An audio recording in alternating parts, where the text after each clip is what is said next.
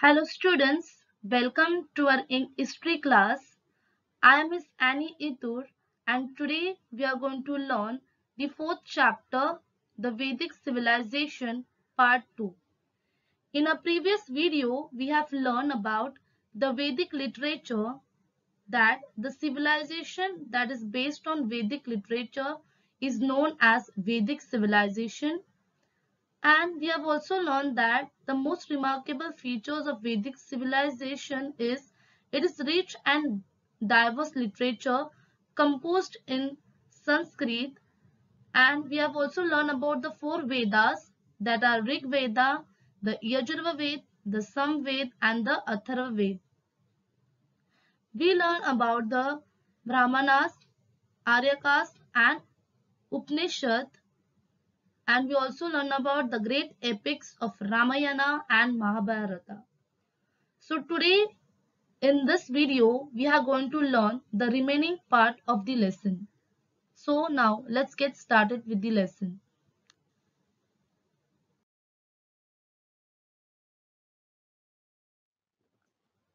Today in this chapter we are going to learn agriculture, animal husbandry, economic and social life, religious ideas and political system. Now let's get started with the lesson.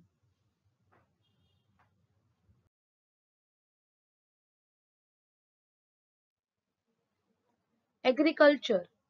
Agriculture was the main occupation during the Vedic period. When we learn about Harappan civilization, we learned agriculture was also the main occupation of the Harappan civilization. And Harappan people were growing wheat, barley and rice, and these were the main crops. Many oxen were yoked together to plow the field. Now people are using tractors, but in Vedic civilization, people were making use of oxen to plow the fields. The plow had an iron plowshare, means the main cutting blade of a plow behind the plotter. When we learn about Atharva Veda, then Atharva Veda Samiti tells us about human lives and many more things related to it. Also about agriculture and medicinal herbs, that talks about symptoms and disease. And this Atharva Veda is different from other three Veda. While doing agriculture, which all insects, pests, harm crops or destroy the crops, this all is given in Atharva Veda. To keep crops away from insects and give solution to it, all this is also written in Atharva Veda. Cow dung was used as manure. That manure means the crops should grow with good quality, and that is why manure is used during the plough in the field.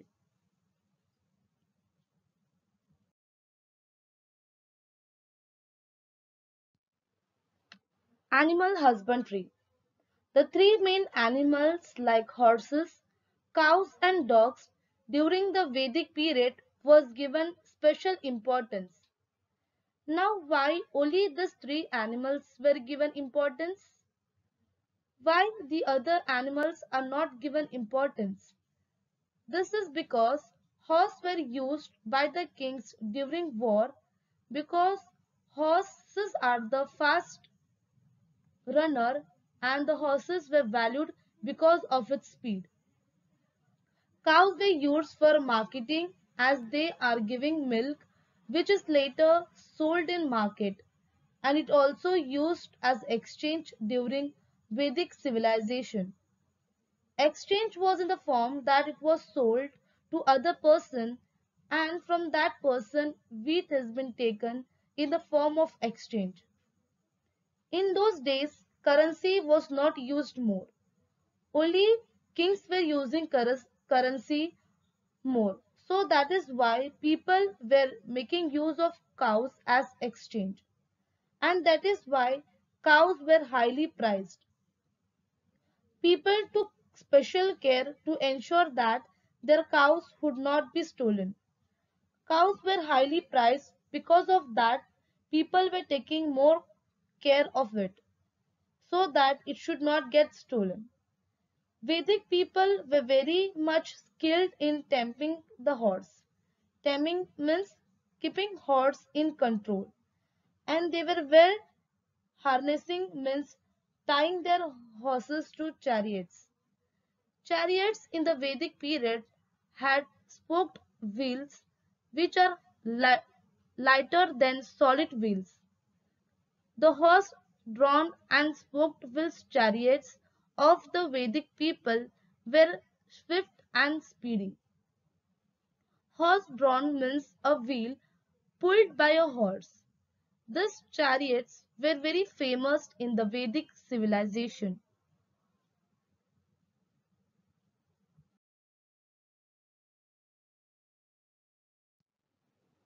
Economic life.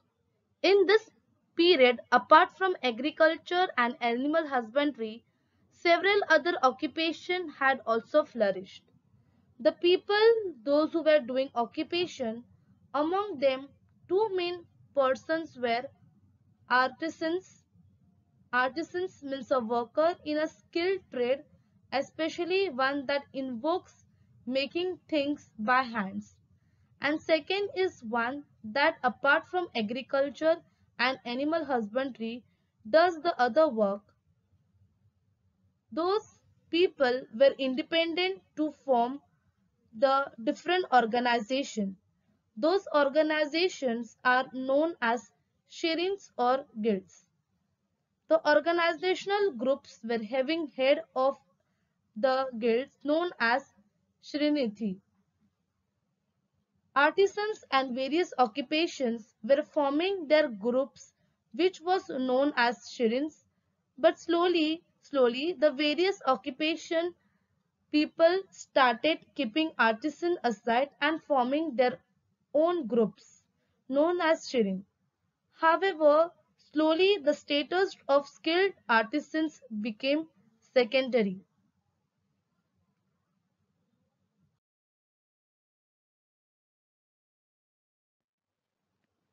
Social life.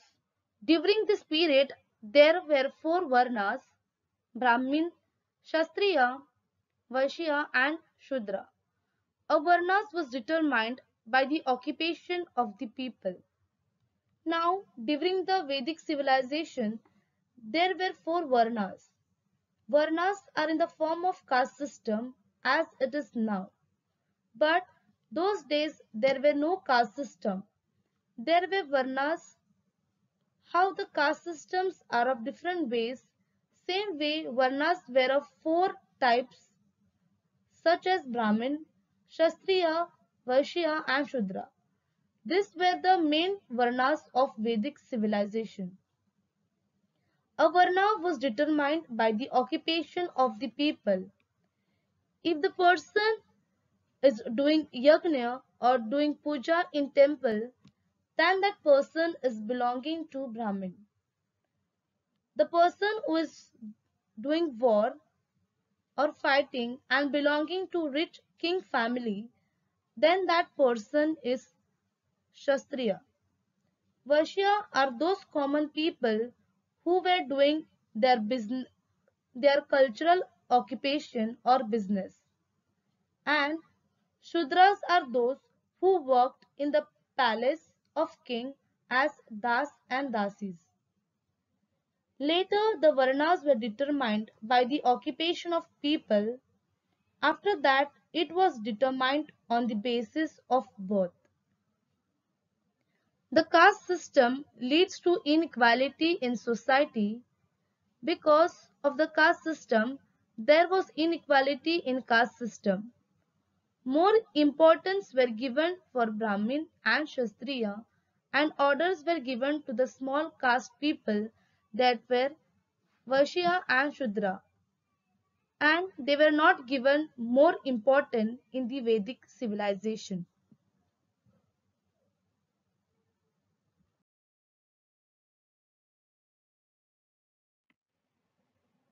Ashrams. During the Vedic period, certain notions about leading an ideal life had become well established. Notion means thinking. So in Vedic period, people started thinking that was coming in their minds of people, and they decided that if we want to live an ideal life, then we need to follow the four stages. The four stages were divided into four ashrams from birth to death. The first ashram was the Brahmacharya ashram, where people need to stay with their guru in Gurukul to learn from him. The next stage was the Grihastha ashram. Here, the person, after taking all the education from his guru, the next stage, that was the second stage, that is the Grihastha ashram. In this ashram, it was accepted that during this period, a man should carry out his duties toward his family and society with the help of his wife. The third ashram was Vanaprastha ashram. In this ashram, it was accepted that the man should leave house and his family and all the family's responsibility and retire to a solitary place.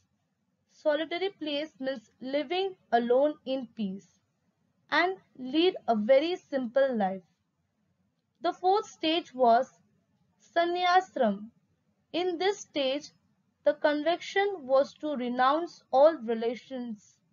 Renounce means to give up, and refuse all relation means leave his children, the family members, his wife, and lead the life in order to understand the meaning of human life and not to stay in one place.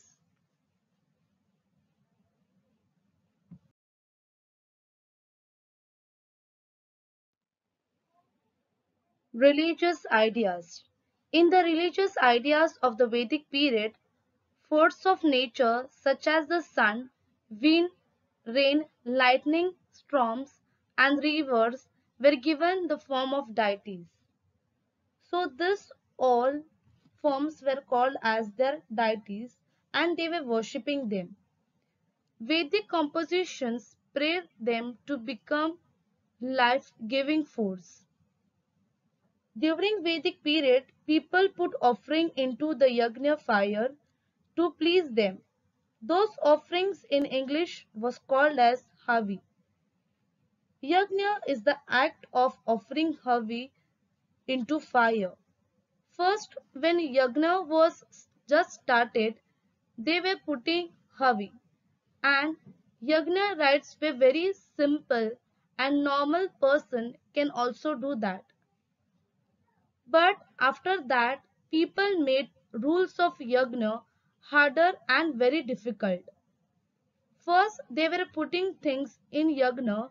After that, they started sacrificing animals and even human beings to please their deity and to worship them and fulfill their deeds.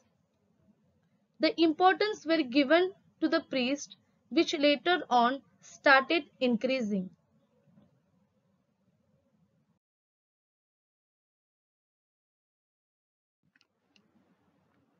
People in the Vedic period had thought about how the natural phenomenon occur.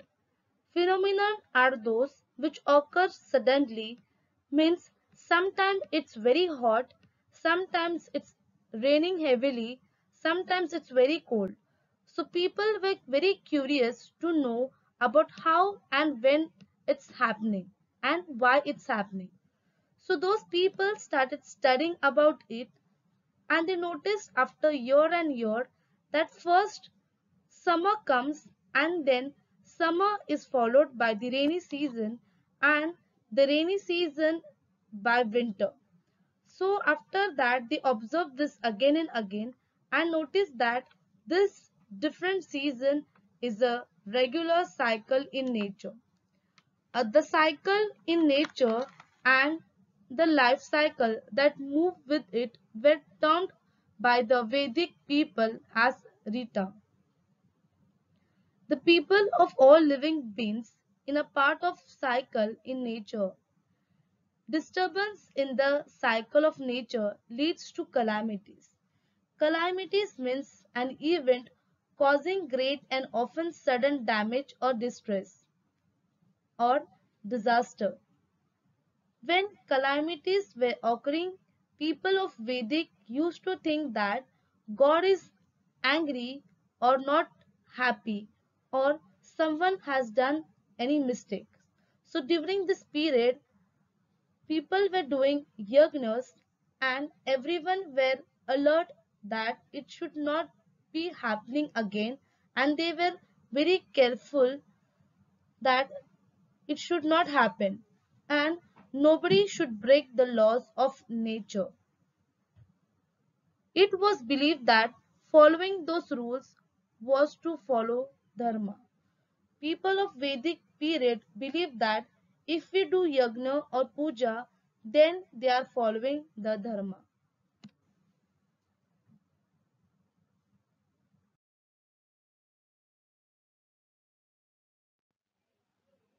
Political system.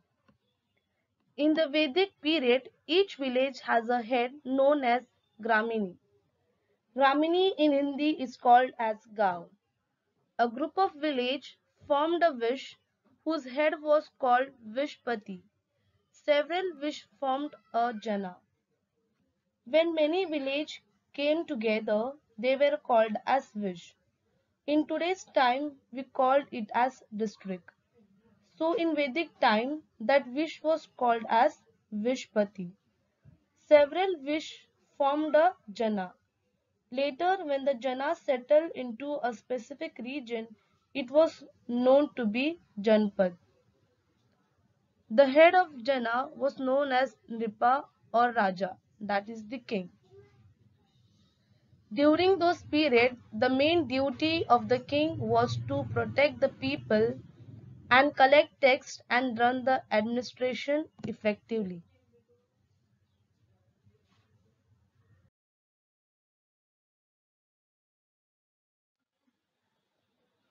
In order to run the administration smoothly, the king appointed various officers, and it was because a long king cannot handle everything. So he appointed various officers to work under him, and to pay them he was collecting the tax and giving the officer their income. The Purohit, that is the priest, and the Senapati of the army were officers of special importance. The officers who collected the taxes was known as Bhagduk. Bhag means share. The person who collected the king's share of the produce of a jana was called Bhagduk. There were four institutions who guided the king, that are Sabha, Samiti, Vedant and Jana. So under the king he had appointed four institutions, and under the four institutions he had appointed various officers, and that officers were guiding the king time to time in taking the decision. And which are the four institutions? They are Sabha, Samiti, Vedant and Jana.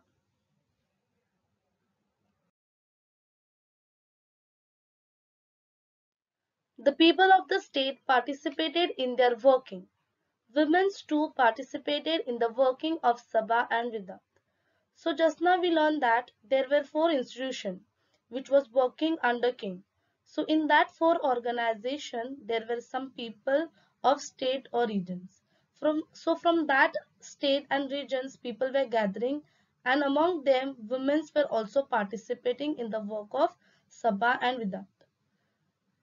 The Sabha consists of senior citizens of the state, whereas the Smriti was a general body of the people. Later in the Vedic thoughts, Smriti and Puranas were composed. Composed means they were made.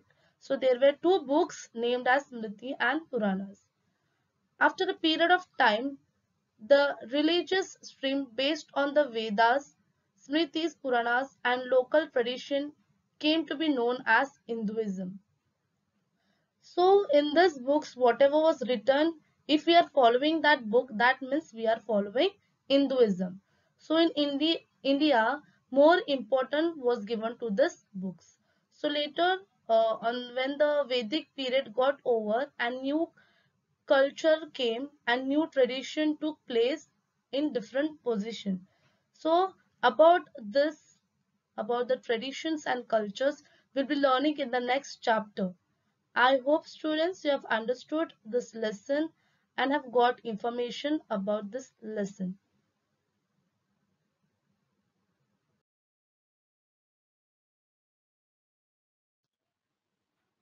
Let us see some question answers which are on page number 19. A first question, name the following. First one, the four ashrams. Answer is Brahmacharya ashram, Grihastha ashram, Vanaprastha ashram and Sannyashram. Now the second question, the musical instrument you know. Answer is harmonium and guitar. Third question, two modes of ornaments for women.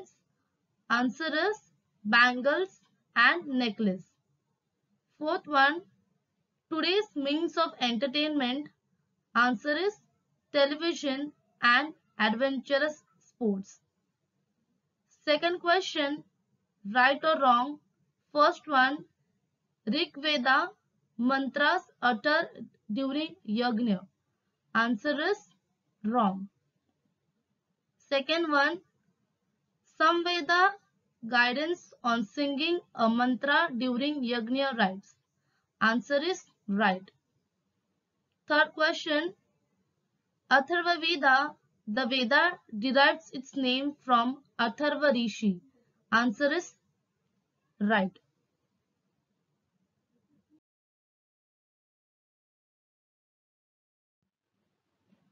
Third question, answer in one word each. First one, the language of Vedic literature. Answer is Sanskrit. Second, the meaning of Ved. Answer is to know. Third one, the head of a family. Answer is Gripati. Fourth one, the head of Shrins. Answer is Shristi. Now, the fourth question, answer in short. The first one, what foods were included in the diet of the Vedic people? Answer is barley and rice were the staple food of the Vedic people. Their diet also included milk, yogurt, ghee, fruits, cereals and meat. The second question, why were cows prized highly? Answer is milk and milk products were important items of the diet of the Vedic people. Cow was a means commodity of exchange, therefore cows were highly prized. Third question, what was a man accepted to do in Sannyashram? The answer is Sannyashram was the fourth and last stage in the life of people. At this stage, man was accepted to serve all worldly relations and spend his time in meditation, going away to the forest. That's all for today. I hope students you have understood the lesson as well as the question answers. You can write down this into your notebook. Thank you students. Remain safe and God bless you.